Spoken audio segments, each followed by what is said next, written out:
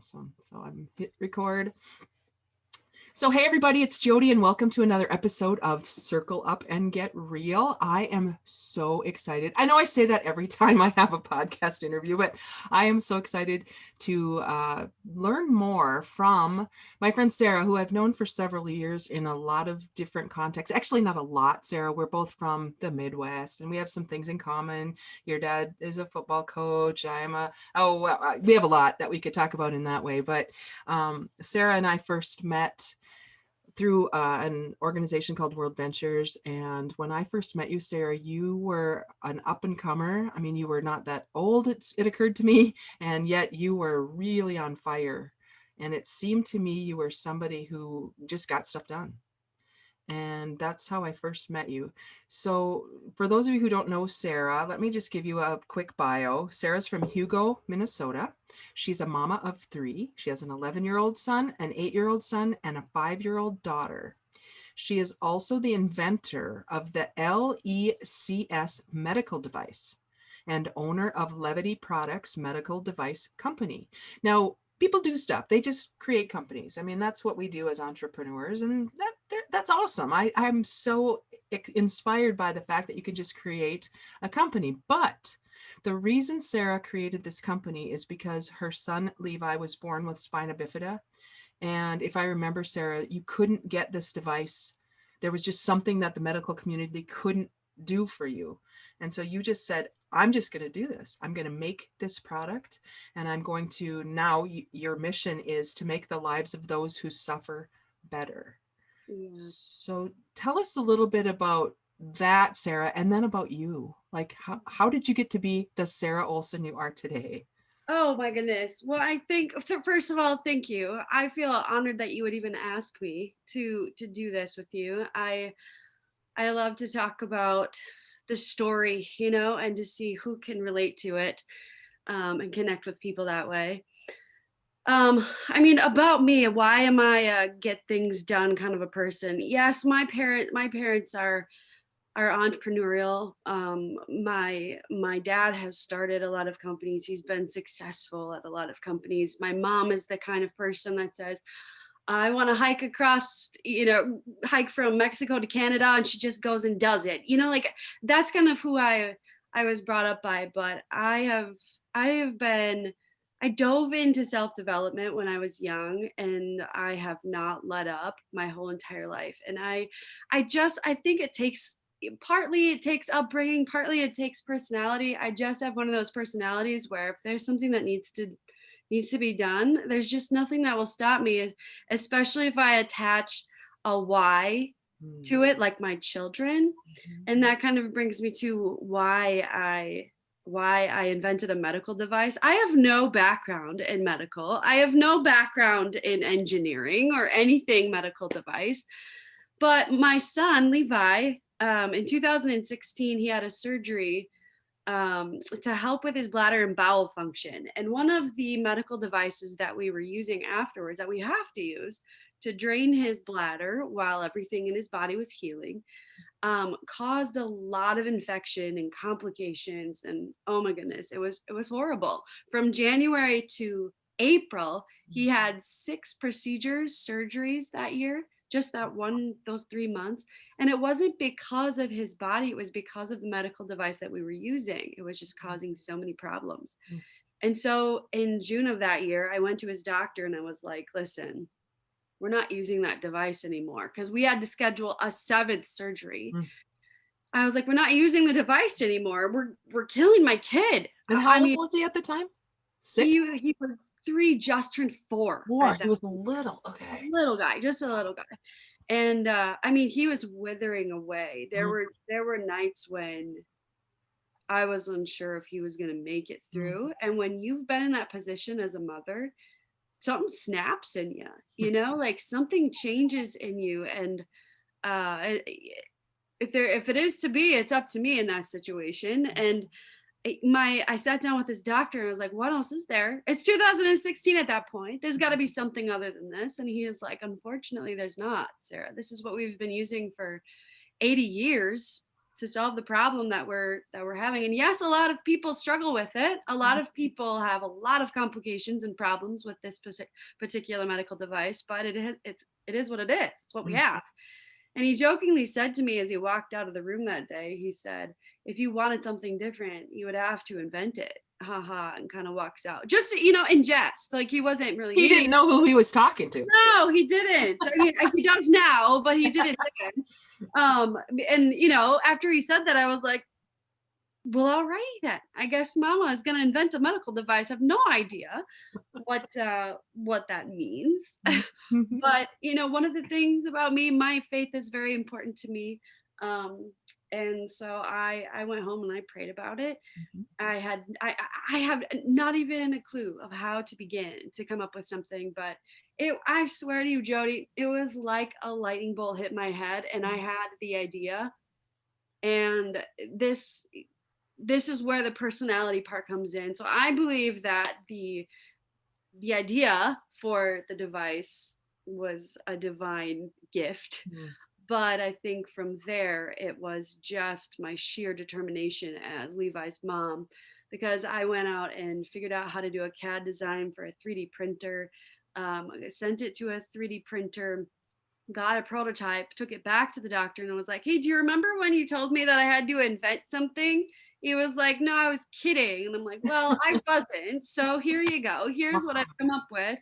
What do you think? And we tried it out in his office that day, and lo and behold, it worked. Oh my gosh. So from the time you left his office the first time and did this, what was the time frame?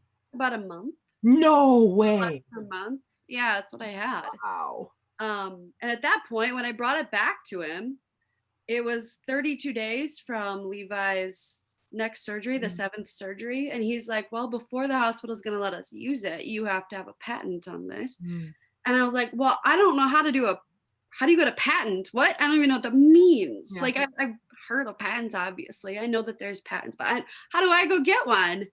And he was like, well, you figured this out. Go figure that out. If you want to use this device, you're going to have to do it. And it takes a long time to develop a patent. I had 32 days. Wow. Jody, if there's two things, I would say there's two things I'm good at. Number one, I'll talk to anybody and everybody. It doesn't matter. I don't have any, I will talk to anybody. And number two, I just surround myself with people that are much better than me. I am a mother, that's it. I don't have a lot of special skills. I just have a lot of determination. And if I need to learn something and know something, I'll get it done. I found a patent developer, and he's still my patent developer today. He's incredible. We worked day and night for 32 days, actually 30 days, because 2 days before Levi's surgery, we filed for the provisional patent and we used the device. Wow. Son. Yeah. And what took Levi 3 weeks in January of that year with the other device to heal, and he was on a massive amount of drugs, sedated almost the whole time, and with Dilaudid and Valium and all kinds of drugs, and then 6 surgeries after that. It took him 1 observation night in the hospital, and he went home and healed beautifully, had no complications and no infections, no pain, nothing. And so I went back to his doctor and I was like, I did it. We're done. Wash my hands of this. It's over. And the doctor was like, you have a massive responsibility now. He's like, gotcha. But now you own the patent on this thing. And I know thousands of kids all over the world that need this device. Go get it done. And so that's what I'm doing now. Wow. Okay. So you created the company around this device. And how do you do that? How did you know how to do the next step of that? I mean, you just make it. I just started talking. So this is what I would do. If you and I were sitting down, having a casual conversation, I would say, hey, Jody, this is my story. Who do you know? What do you know? Do you know anybody in that area? And I went from person to person. I have thousands I talked to. And it would be, who do you know? What do you know? And somebody would say, well, I know a guy that used to work at Medtronic. Maybe you could give him a call. I'm like, sure. Give me his name and his number and I'll call him right now. And I'd call him up and I say, hey, we don't know each other. We have a mutual friend. Do you mind if I take 10 minutes and just tell you my story and tell me what you know? Who do Mm, you know? Who can help me?" mhm, And after thousands of people, you find the right people that can mhm. help you. So Take 5 where is minutes. it now? Tell me about it now. No, we're almost done. Usually it takes, you know, 10 years to develop a medical device. It takes about $10 million to do. Um, we are just around almost to 4 years, and we're about 6 months away from being completely done with a whole clinical validation process. I've yet to meet somebody else or hear of somebody else that's ever taken a medical device to market as an individual. Usually, what you do is, if you want to do invent a medical device, you would go and sit down with a Medtronic or a Boston Scientific or a 3M and say, "Hey, I've got this idea. Would you want to take it? And I'll collect royalties on it someday." Mhm. Because they've got the resources, Right. they've got the know-how to do it. And I knew that if I would do that, that my device would have a high chance of being buried, Mm. that they wouldn't want to do anything with it, and it would take way longer than I would want it to. Um, and so I was like, well, I've got to do this on my own. And there was no roadmap. Nobody's ever done it before. Mm. Um, but I raised $5 million all on my own, Wow. just going from person to person to person to person. And we're about 6 months away from being done with clinical validation, where we can start getting this into hospitals all over the world. Oh my goodness. Yeah. 4 years. And how's Levi? He's as far as the urology part of things, where that was my focus back then, because that's where he was struggling. Mm. He's great right now. He hasn't had to go back to his urologist. I mean, he goes back for his yearly appointments and that's it. And Wow. we were there in his office almost weekly, Yeah. all the time. And now we're not anymore because And he's doing it's great. thanks to this device. Yeah, it was able to help his own body heal itself. That was the point. Wow. Yeah. Wow.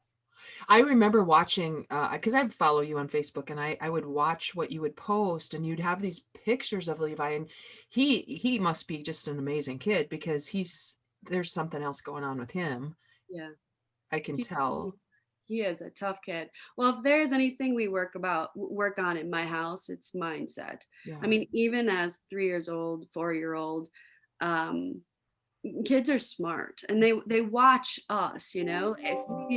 If we have it together, it's easier for them to have it together. So I was constantly, and our words have power. I would speak over him and he would speak too, like just words that would set him up for success. Because not only I mean, yes, pain gets you physically, but it gets you mentally. Yeah. It breaks you down. And I was never going to allow that to happen.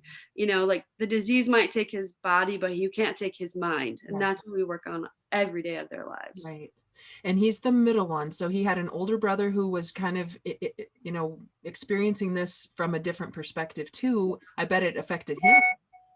Oh, my other two are, it takes a special kind of, I posted about this the other day. It takes a special person to be someone with special needs. Like Levi, he is a warrior on a level that I will never understand.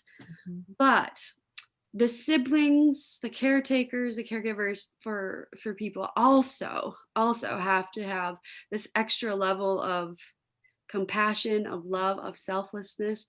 Mhm. My oldest and my youngest are constantly dying to themselves and what they want and what they need for the good of their brother, Mhm. which as an 11 and a 5-year old is such a rare thing. But we are a team. We're a team in this house, and we have to pull together for one, and that's what we do. Yeah. So there's a little more to this story that, your daughter, can you talk about your daughter? Because, hey, there's a story there too. Yeah. Oh, I feel like there's a story in everything in my life, right? No, but I love it. And I want to get to this post that you made a couple of days ago that I want to talk about too. But tell me about your daughter. So Tilly Pearl, my little pumpkin, she is the sunshine, the spitfire of our lives. She is my daughter through and through. She is adopted. Um, chosen. She was chosen for us. She was adopted through what's called a stork drop adoption. So instead of being chosen by a birth mom after we finished home study and all of that, and we were ready to, adopt a child, instead of being chosen by a birth mom and having time to plan and knowing who she was and knowing the due date, we got a call from our adoption consultant one day and said, "Hey, there's a baby in Florida and she needs a mama. Do Mm. you want to be her mama?" And I was like, "Well, can I know about her? Can I know about the baby?" And then she's like, "Unfortunately, no, you can't, because it's if they were to tell me everything about this little baby and then I were to say no, then they've given all this information out about this child." And so they're like, "No, you can't actually. But you have to let us know if this little girl is somebody that you would consider adopting, because the state is on their way to come get her right now and put her into the system." And so I was like, "Nope, she's mine. I'll take her." And so we were on a plane the very next morning at 5 a.m. and met Philly. And I flew my friend. Her name is Kristen Prosser. She's incredible photographer. I Mm. flew her with me because I wanted Tilly to also have the pictures of when we saw her for the first time, just like I do with my boys. Yeah. And those pictures went viral because of how incredible of a photographer she is. And it spoke a lot of hope into adoption, I think. But it was a very, very cool story. A Yeah, lot of cool I things happened. remember that. We were talking before we started recording about it. How can that possibly be 5 years ago? I know. Because time just flies so much. I know. And so there's just a lot that can happen for you and around you and anybody listening here when you put your mind and heart to it. Yeah. Sarah, you're such a great example of that, and how the world can shift or appear to shift when you get the legions of angels, and you mentioned your faith behind you, and such a great example of all of that. Thank you. Yeah. But you have to attach a why to it. There's nothing that would make me back down from helping my child. Mhm. If I just, the faces of little kids that I know suffer. There's a difference between Mhm. having an engineer in a lab or somebody that just, that goes to college and that's what they do for a living, than if you have a mama in a hospital room with her screaming child laying in her arms and you're hearing other babies scream in different hospital rooms, and you as mamas meet in the hallways exhausted and sobbing in each other's arms, and you have to hold each other up. There's something different Yeah. about that. There's a different why, there's a different drive. And it's those mamas, parents, I should say, dads too, and kiddos that drive me. I truly believe that if you focus on people, money follows, Mm. not the other way around. If we focus on humanity and the good of each other, things can happen. If we focus on humanity and the goodness of each other, amazing things can happen and do all the time, which brings me to the post that you made on Facebook on October 4th. For those of you who may not know, and you should know if you're listening to this podcast, you will know that Circle Up and Get Real podcast was born in May of this last year, because I just needed a platform to be real, which is radical, energized, authentic, and learning focused. And my intention in creating this platform was to bring people together, was to find a way that we can have conversations that matter with people who matter to us. And in my opinion, everybody who is a people who is a people matters.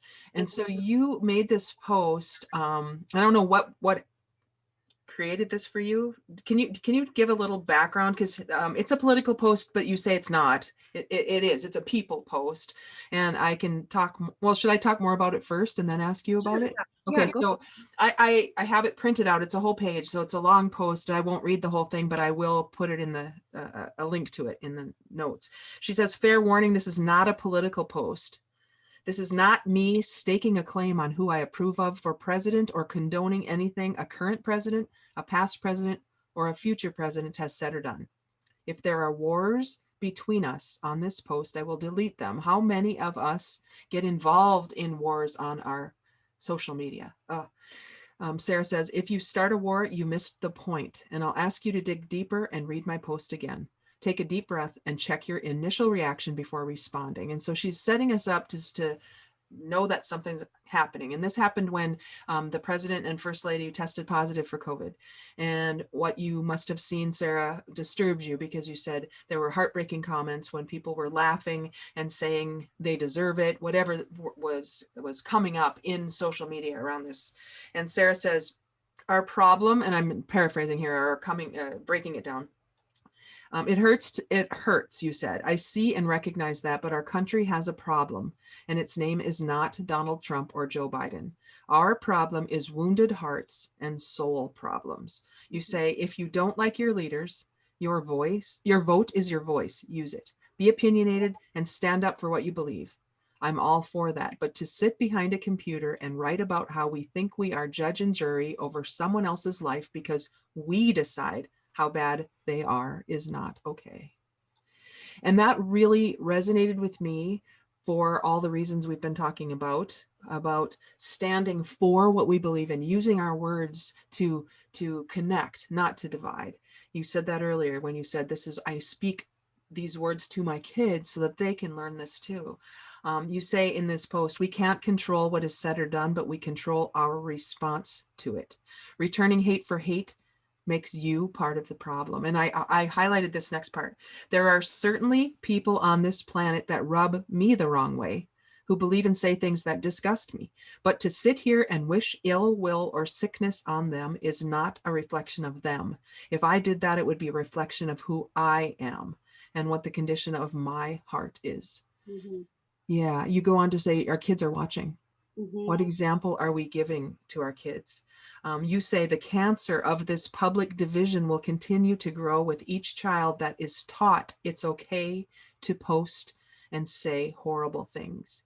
We need to start participating in our own rescue, America, if we want to see something different. Love wins here. If you don't have it, then find it. It starts in you. It starts in us. What possessed you to write this, Sarah? And how long did it take you? Oh, it didn't take me that long because it's things that have been on my heart for a while. It's kind of crazy right now, especially on social media. You say one wrong thing and, text has a weird way of riling people up because you can't look at someone's face. You can't hear tone. You get to assign whatever tone you would like, even if it has nothing to do. It's scary to post. It's scary to speak up for what we believe. And isn't that what we're supposed to love about where we live? I mean, think about every other place on the planet. They don't have this right. What a beautiful thing that we have this right. And I think I posted at the very end of it, like, we have lost our respect for being able to fight. Mm-hmm. Let's do it wisely. Let's do it with love and realize that it's us as people that are being divided, not because of one man, not because of a government, because we get to be who we want to be. And if it's not going to start in our own lives and in our own hearts and then our own houses, you can't start, in my opinion. I will always say in my opinion, because there might be people that disagree with me, and that's okay. Mm-hmm. Let's talk, let's dialogue. But I don't think it starts with a president. I think it starts with us. I think it starts in our homes. I feel like the breakdown of the family has happened. I feel like the breakdown of, we've just compromised so much of who we are as people that it's easier to blame than it is to turn it around. I was saying to one person, because there was only one person that really fought me on this, and it starts with the president. It starts with the president. I'm like, oh, okay, I hear you, and I hear and I feel your pain too, because everything that's said, I don't condone it. And I think a lot of people thought, well, this was like an underhanded support of Trump. I promise, that's not my intention. My intention was to distract away from presidents or the government and focus on who we are and what we say to each other. Mm-hmm. But we have to start with who we are. But there were so many things, people fighting with people that have respected each other, friends that have been friends for decades, no longer friends. Yeah. At what point At what point can we stop pointing the finger at somebody and say, we need to participate in rescuing our own relationships, Mhm, our own communities, our own houses, mhm, our own hearts mhm. before we can start pointing a finger? Because when you're pointing a finger, there's four pointed right back at you, Right, you know? right. And that's the hard part for people. Mhm. It's easier to blame, I think, than it is to take responsibility. So that's kind of the bottom line, isn't it? People seem, and again, I'm being as observational as I can be in this, people seem to be more committed to holding on to their anger Yeah, and their ability to be right about something than they are to learning. right. And when we open our eyes, our hearts, our attitude up, man, that's where we learn from each other. If your doctor, I think back to the doctor who told you, yeah, go make it if you think you can do that. If he wouldn't have been open to the possibility that you could actually do this in the short amount of time you did, would you have had not that it was an easy road, but would you have had that first initial encouragement to do it? No, nope. You probably still would have done it because that's just Oh, who. of course I would have. Of course I would have. Well, if I would have known then what I know now, I probably wouldn't have. But it's just you forget Mm, all of that. You just kind of let it go and you just look in.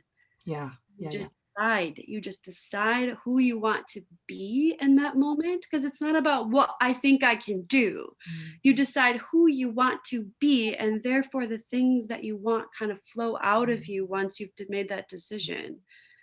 And you Uh, have 100% control over who you choose to be. yeah, yeah, And I think what's happened in my opinion, again, what's happened is to your point about we've given up our own opportunity and responsibility in that. We've said somebody else needs to give me permission or start or go first or whatever it is. And we've forgotten, to your point, you say we have the voice to fight, but we lack the respect of being able to fight. Most don't have that right. So use your power wisely. Step up, friends. It's time to step up. yeah. Yeah, if we hang on to our anger because we could. Some of the things that have been said and done over the past it's heartbreaking. It really is. And there's lots of people that are truly heartbroken. And I feel like if we recognize that we all are a bit heartbroken Mm, about where we are, and it's we have a very obvious person to point the finger at right now. If I'm gonna lie, I mean, even it's support or not support. There right. are things that have been said that shouldn't have been said, and Mhm. there's things that have really hurt.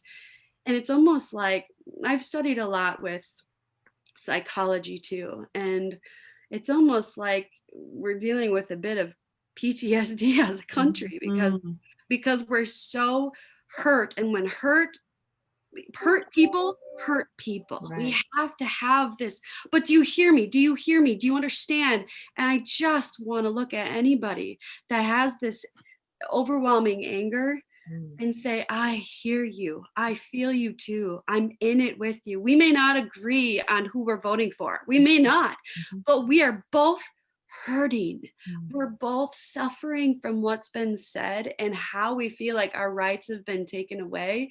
We all, at the end of the day, want the same thing. We all want rights. We all want to be heard. We all want this country to do well and be well.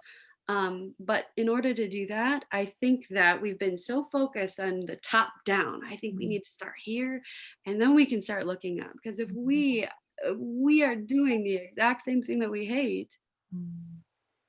we're no better. We're no better. So, do you have any ideas for how that can start happening? You've established a really clear why. Do you have any ideas about how that can start happening for us? One of the things that it's gonna take a decision on a lot of you. It's gonna take and it's gonna take hard work. And most people, shy away from hard work because it feels like life is hard work already. We've got enough on our plates, right? But one of the things that I've committed to, if there's somebody that's on my Facebook that has a very obvious anger about an issue, and maybe not something that I agree with, I've asked to meet with them personally, and I've met with a few people personally, and I want to see. I sit down with them. I say, explain, because I really want to know. I want to understand. And to be understood, I need to be willing to understand first. Mm, So talk to me. mm, Why is this thing that you're angry about? What value does it have for you? What made it a trigger point to get to this kind of anger? Because I want to hear it. I want to know it. I want to empathize with it, sympathize with it. mm, And we have come, I've with a few people where we are like, could not be further away. We have walked away from those conversations, crying, hugging, being like, mm, thank you. Because really, that's all it takes. Because what we, I think that there's a difference between value and beliefs.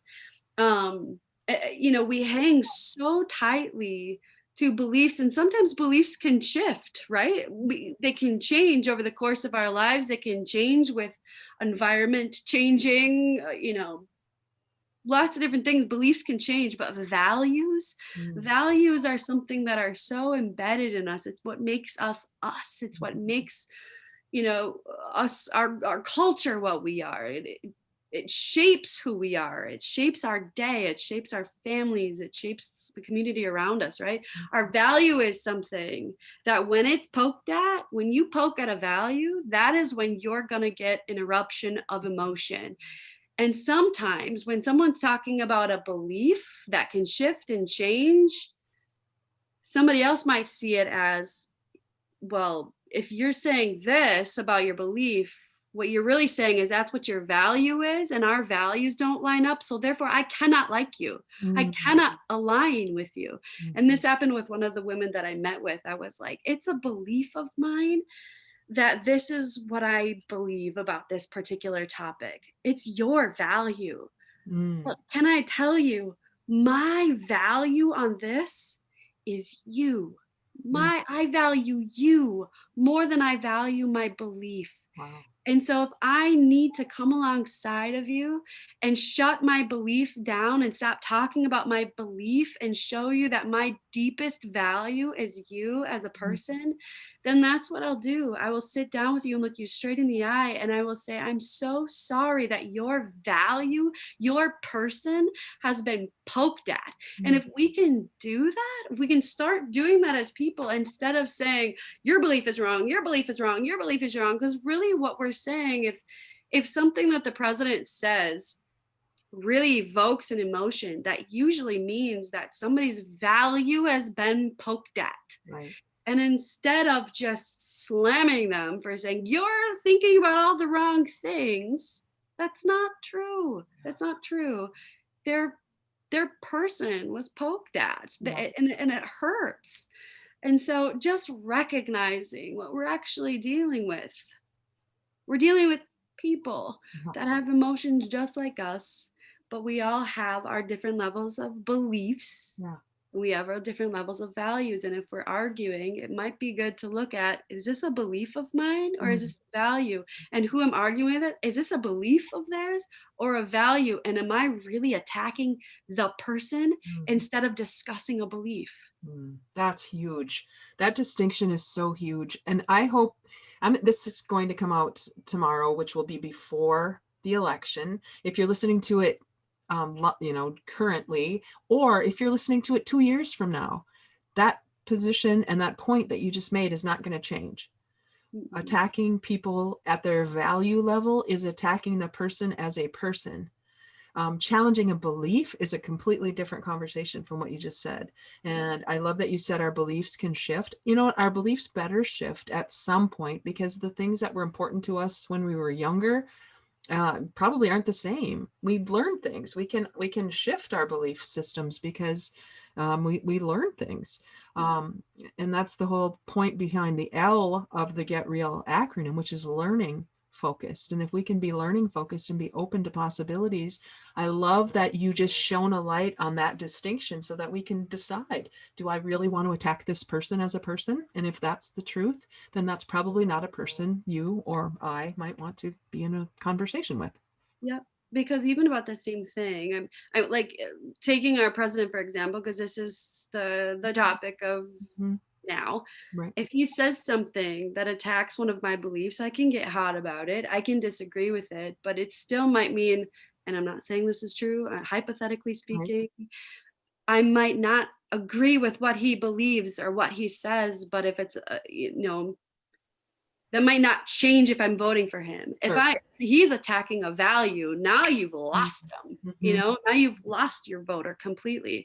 But I think the key is that we need to remember, or maybe we need to be reminded, that our deepest value should be each other. Mm. Our deepest value should be the person, the people, and Mhm. our first job is to love. And sometimes that looks different in different situations. But that's why I sat down with this one woman, and she was really, really upset with me at the beginning because my belief wasn't the same. Mhm. But when I was able to switch her over and I'd be like, this is a belief and this is something Mhm. that I'm not going to hang my hat on the end of the day. At the end of the day, I hang my hat on you. Yeah. I want you to know that before that, I care about you. And if you need me to come alongside of you, even if I don't believe the same thing, I stand with you. Yeah. I stand with you as my friend, Yeah. as a fellow human, Right. because then we can accomplish big things. Well, and I think that's a huge aha that can happen for people who get out of anger. And in anger, it's really difficult to see people as people, I think. And in anger, that's not a time to have a conversation like this because people are in attack mode, and anger comes from fear. And fear happens when we don't have all the facts or when we feel attacked. And fear and anger are on the spectrum of emotions. And there's nothing wrong with fear and anger. It's just that if what I'm learning for myself is I have a desire for peace. I have a desire for peace in the world, peace in me. I have a desire not to be fighting with people and not to be seeing people as objects. And it occurred to me today that maybe not everybody has that same desire. There Mhm. might be people who have a desire to be in attack mode. And that never occurred to me because I just thought everybody would want to have the same point of view that I do. And that's not the truth. And so that's where I love your coming to the person, getting back to the person. I can disagree with somebody, but I don't have to be disagreeable about that. Right. And I'm learning that it's okay to love from a distance. Mhm.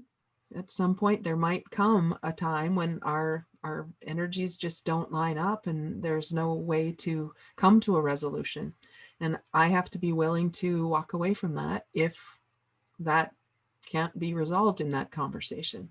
It's Yeah. difficult for me because I want to believe that everything's possible.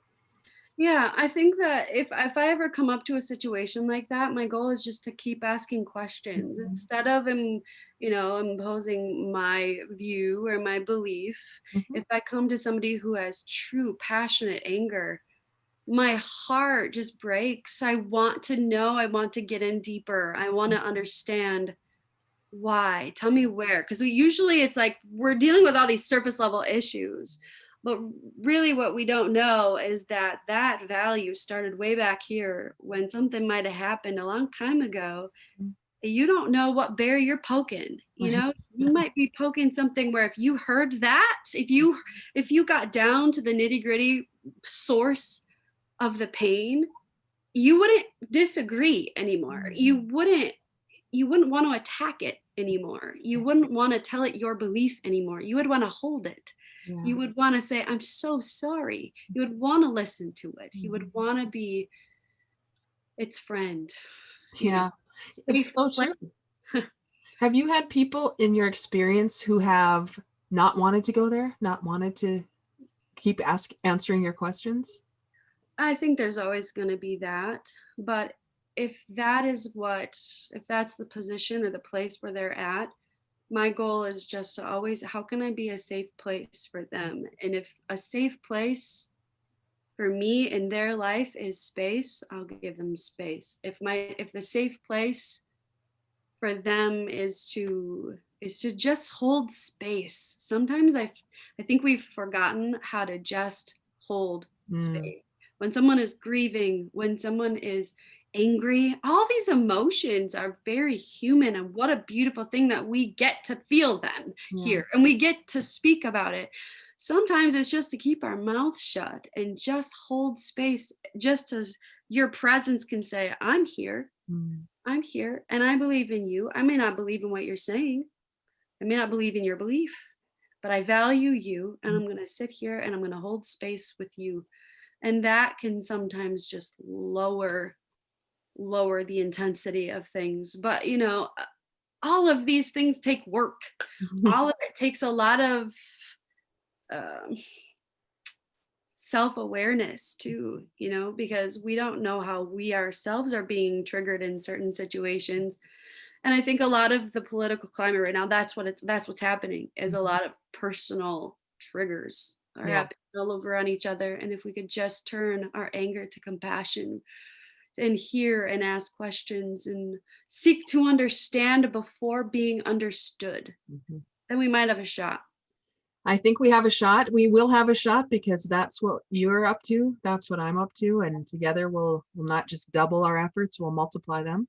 And when we hold that space, and we happen to be in neighboring states, so it helps. I'm in North Dakota, Sarah's in Minnesota, but we can still, that energy goes beyond any kind of boundaries and borders.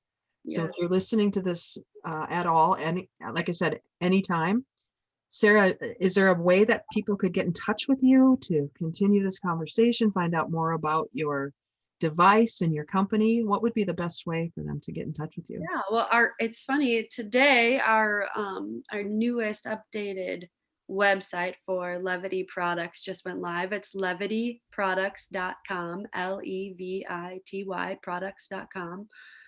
You can always find me on Facebook. I'm just Sarah Lynn Olson on Facebook. Yeah. Um, but yeah, we've got contact information on my website too. So And I reach out. love that levity. That has a meaning in there too. I mean, levity is joy, but it's also Levi's name. Yeah, Levi's name, Levi, and then levity, just having, I mean, joy is not happiness. Right. You know? Joy is a decision. It's a Mm, choice through a tough time. mm. And that's our life. That's Levi's life, full of levity. That's awesome. That's just so awesome. Sarah, is there anything else you'd like to say? Anything I haven't asked you that you'd like to impart? You have a lot of wisdom for someone who's not that old. Oh, well, I appreciate that. If anything, again, I know that not everyone believes what I believe, as far as my faith goes, and that is okay. But and for me, if you see anything good or hear anything good, I don't believe it's actually from me. Mm, Um, it is from the one who made me. mm, But I am honored that you would choose me to speak like this. I know there's a lot of hot buttons, but I truly calm in peace saying everything that I do, and I'm open for discussion all the time, and I will always, always, always point it back down to the heart of the issue mhm. and who we are as people, and love. That's so great. Love, what more is there, everybody? This is what we're up to. And we are shifting the world. We are shifting the energy of the world. We are standing for what we believe in so that we don't have to keep fighting against what we don't. And I love that you said the distinction between our beliefs and our being, our values can be a really huge thing. And so we can stand for, I guess I said stand for our beliefs, but we can stand for our values and what we know, our truth. Hmm. And even if you're having trouble finding facts, just know that there's a process for discernment that can allow you to find the truth with a capital T if you just take the time to find it. Yes, So ma'am. thank you, Sarah. This has been a pleasure. Yeah, you're welcome. I look forward to seeing all the amazingness that's going to come out of your new business, your venture, and Levi's health, and the rest of your family and everybody else you touch. Thank you. Yeah, Thank you. thank you, Jody. I You're really appreciate absolutely it. welcome. Thank you.